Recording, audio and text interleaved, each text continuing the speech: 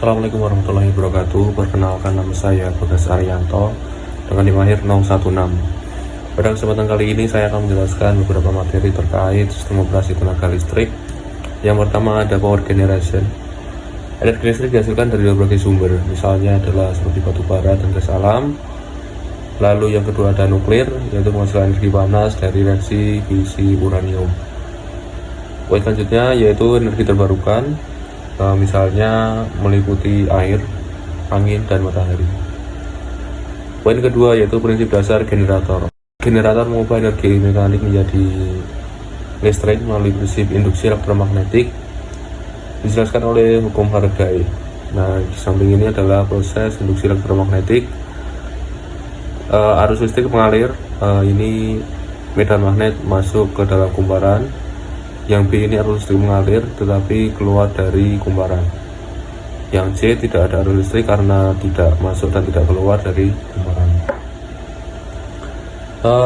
Generator bisa dihasilkan dari DC generator, yaitu menghasilkan arus searah tapi tidak efisien untuk transmisi jarak jauh. Poin kedua yaitu AC generator atau alternator, menghasilkan arus listrik bolak-balik, dapat ditransmisikan ke tegangan tinggi atau rendah dengan transformator sehingga lebih cocok untuk sistem tenaga listrik modern. Poin ketiga yaitu struktur generator. Struktur generator ada bagian rotor dan stator. Rotor adalah bagian yang berputar, terdiri dari kumparan medan atau field winding yang diberi arus DC atau eksitasi. Poin ketiga yaitu medan magnet dihasilkan melalui slip ring dan carbon brush.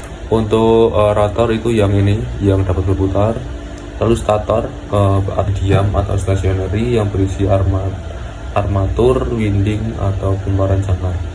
Inilah arus induksi dihasilkan dan dialirkan ke beban. Yang keempat ada prinsip kerja generator. Rotor berputar di dalam stator menciptakan medan magnet yang berubah-ubah. Induksi elektromagnetik terjadi menghasilkan tegangan AC pada kumparan stator. Untuk frekuensi listrik tergantung pada jumlah kutub dan kecepatan rotor. Dengan rumus frekuensi sama dengan jumlah kutub dikali kecepatan putaran atau RPM dibagi dengan 120. Sinkronisasi generator. Syarat sinkronisasi pada generator yaitu tegangan harus sama, frekuensi harus sama, dan sudut fasa harus sama. Jika tidak sinkron, dapat terjadi arus kejut atau inrush current yang berbahaya. Selanjutnya poin ketujuh yaitu prime mover atau penggerak mula. Generator memerlukan sumber putaran mekanik disebut prime mover. Jenis-jenisnya ada steam turbine atau memanfaatkan uap air dari boiler biasanya di PLTU atau PLTM. Yang selanjutnya ada gas turbin, yaitu memanfaatkan hasil pembakaran gas alam atau PLTG. Selanjutnya ada water turbin atau hidro, memanfaatkan tekanan air atau PLTA. Yang keempat ada wind turbin, memanfaatkan energi angin atau PLTB. Yang poin ke-8 yaitu sistem modern. Synchronous condenser, yaitu generator sinkron yang dioperasikan tanpa beban mekanik untuk menstabilkan tegangan dan daya reaktif pada jaringan. Lalu ada microgrid, yaitu sistem kecil yang menggabungkan berbagai sumber energi LTS, baterai, diesel, dan lain-lain agar efisien dan tangguh terhadap gangguan jaringan utama.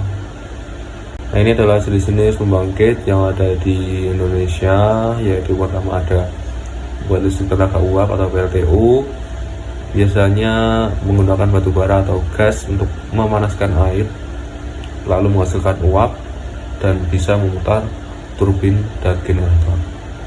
Nah, untuk uap bekas kondensator ini, uap bekas dikondensasikan ini kembali di kondensor. Asap putih dari menara pendingin ini juga bukan polusi main. Selanjutnya ada PLTN atau tenaga nuklir, menggunakan reaksi fisi uranium untuk menghasilkan panas. Nah, untuk panas yang digunakan ini, panas digunakan untuk menghasilkan uap seperti PLTU tapi tanpa pembakaran.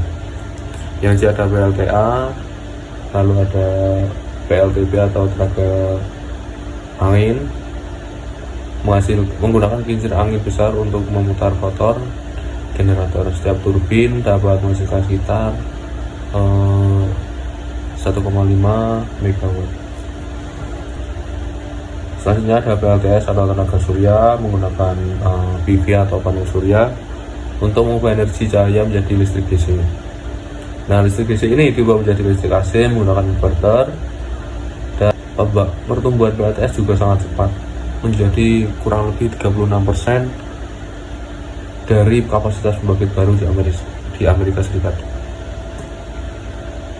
Terus selanjutnya ini adalah generator capability curve,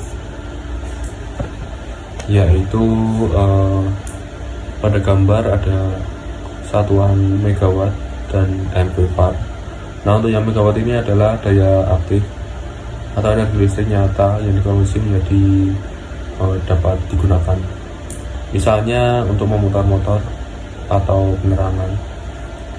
Lalu untuk MVR atau megavolt ampere reaktif adalah daya reaktif dibolak-balik yang dibutuhkan untuk menjaga medan magnet seperti pada motor, trafo, dan lain-lain. Nah, kedua jarum ini menunjukkan besarnya daya reaktif dan daya aktif yang dihasilkan oleh generator saat beroperasi. Nah, ini poin kedua, yaitu hubungan antara MW, MVAR, dan MVA. Nah, diagram ini menunjukkan segitiga daya. Yang horizontal ini adalah MW atau daya aktif, yang vertikal ini adalah MVR atau daya reaktif, dan yang ini adalah daya semu. Lanjut untuk poin ketiga, yaitu power factor atau sudut antara MW dan MVA menunjukkan seberapa besar komponen daya reaktif. Nah, jadi semakin kecil sudutnya ini, maka semakin baik faktor daya mendekati 1. Yang keempat ada awal kurva kemampuan generator. Yang sumbu X ini adalah daya MW yang disuplai, sumbu Y adalah daya reaktif MVR yang disuplai atau diserap. Nah, untuk yang kurva melengkung putih menunjukkan batas arus stator atau stator current limit. Nah, yang poin selanjutnya yaitu batas panas rotor atau rotor heating limit. Nih, jika generator bekerja terlalu over excited, arus eksitasi besar dan rotor bisa overheating, maka ada batas rotor heating rotor heating limit untuk mencegah rotor menjadi panas berlebih. Lalu poin ke-6 yaitu ada kombinasi batas aman. 3 batas utama ditampilkan bersama. Yang pertama ada stator current limit, batas total arus stator. Yang kedua ada rotor heating limit, batas panas rotor. Yang ketiga under excitation limit atau batas minimum eksitasi agar tidak kehilangan sinkronisasi. Itu poin ke-7 yaitu yang bagian atas atau leg over excitation ini menghasilkan MVAR. Nah, untuk ini jika terlalu jauh maka rotor bisa overheat.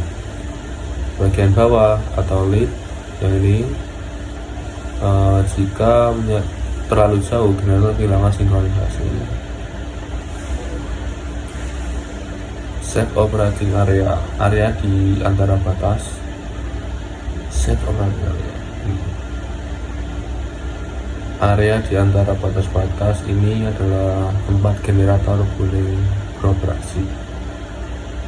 Kesimpulannya, kurva kemampuan generator menunjukkan batas aman kombinasi MW dan MVA agar arus stator tidak melebihi rating. Yang kedua, rotor tidak terlalu panas karena overexcitation. Yang ketiga, sinkronisasi tidak hilang karena under excitation. Generator harus dioperasikan di dalam area aman atau safe operating zone ini untuk menjaga keandalan dan umur mesin. Nah, untuk selanjutnya ini ada sistem eksitasi statis. Lalu kelebihan dan kekurangan sistem ini sederhana, tetapi sikat dan cincin gesek, sering aus karena gesekan. Ini berarti perlu perawatan rutin untuk mengganti sikatnya. Nah, untuk gambar terkait sinyal DC, langsung masuk ke rotor melalui titik kontak plus dan minus. Inilah yang disebut eksitasi statis karena penyarahnya diam. Selanjutnya adalah exciter tanpa sikat atau brushless exciter. Sistem ini adalah solusi modern yang dirancang untuk menghilangkan masalah keausan sikat. Brushless exciter ini adalah generator kecil yang menempel pada ujung poros generator utama dan ikut berputar. Cara kerja tanpa sikat listrik DC ini, listrik DC untuk rotor utama tidak disuplai dari luar. Sebaliknya, brushless exciter ini dihasilkan listrik AC sendiri, lalu langsung mengubahnya menjadi DC menggunakan dioda atau penyarah yang ikut berputar dalam poros. Transmisi ke rotor karena penyarahnya juga sudah berputar di dalam. Listrik DC langsung tersambung ke rotor utama tanpa perlu sikat atau cincin gesek. Nah, untuk kelebihan dan kekurangan sistem ini jauh lebih andal dan membutuhkan perawatan yang minimal karena tidak ada bagian yang bergesek atau selain bearing. Gambar terkait kickstar statis hanya menyebut arus kecil ke medan stasioner atau starter exciter. Demikian materi yang dapat saya sampaikan, kurang lebihnya mohon maaf. Assalamualaikum warahmatullahi wabarakatuh.